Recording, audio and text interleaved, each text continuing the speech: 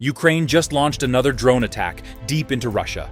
And this time, in the middle of the Ukraine-Russia war, the target wasn't a military base tied to Putin's army. It was Russia's version of Amazon, based just outside Moscow. This is the fourth time in 6 days Ukrainian drones have hit the same company's warehouses, and the story behind why keeps getting stranger. Russia's Amazon is under fire. Drone strikes have ripped through warehouses belonging to Wildberries, which is the country's largest online retailer. On July 18th, Ukrainian drones struck Wildberries warehouse facilities in Russia's Moscow and Tambov regions for the first time. It wasn't an isolated incident. It was the opening move in what's become a sustained week-long campaign. President Zelensky was direct about the reasoning. These weren't random hits on a shopping company. He said the facilities were being used to supply the Russian military with sanctioned drone components and navigation equipment, meaning Ukraine considers Wildberries' logistics network part of Russia's military supply chain, hiding behind a familiar consumer brand.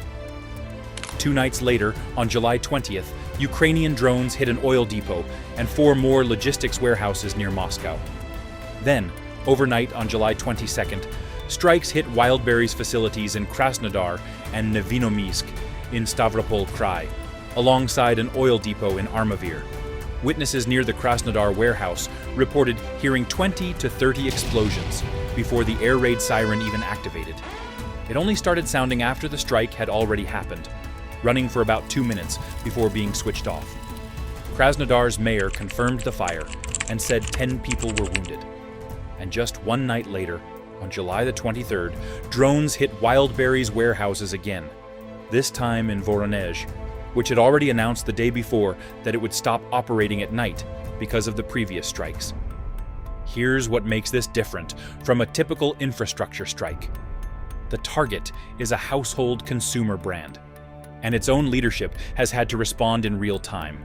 Wildberries founder Tatiana Kim personally confirmed that logistics centers in both Krasnodar and Stavropol had been attacked, and said warehouse operations had been suspended at those sites. This is a company built on same-day deliveries and online shopping carts, now issuing public statements about drone strikes and switching to daytime-only operations to protect its own employees. The July 23rd wave wasn't limited to Wildberries either. The same overnight attack reportedly hit an oil refinery roughly 400 miles inside Russian territory, along with a major oil pipeline dispatch station in Bashkortostan. Russia's defense ministry claimed to have intercepted 223 drones that night across a huge stretch of the country.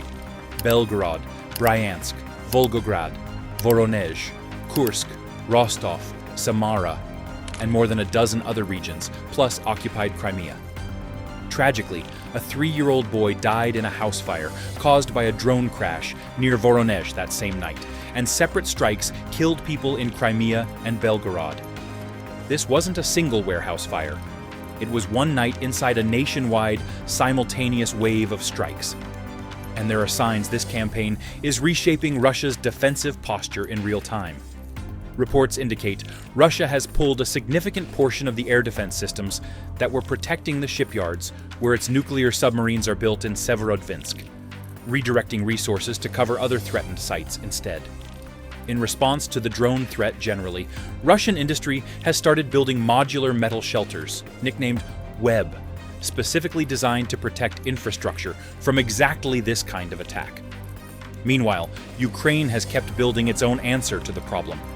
Its defense ministry just certified a new interceptor drone, called Cyclops, specifically meant to shoot down incoming threats, rather than only strike outward. It's a small but telling detail. After years of only building weapons that fly toward Russia, Ukraine is now investing just as heavily in weapons designed to stop things flying toward its own cities. Both sides are visibly adapting to each other in near real time, week by week. So why does a string of warehouse fires matter as much as a strike on a military base? Because it shows a war that's stopped respecting the line between civilian brands and military supply chains. A retail giant forced to publicly explain drone strikes on its own warehouses. A nationwide barrage happening in parallel. and both sides already building the next generation of defenses to answer it. This is what the war looks like right now, one warehouse and one refinery at a time. Like this video and subscribe to the channel for more breakdowns like this one.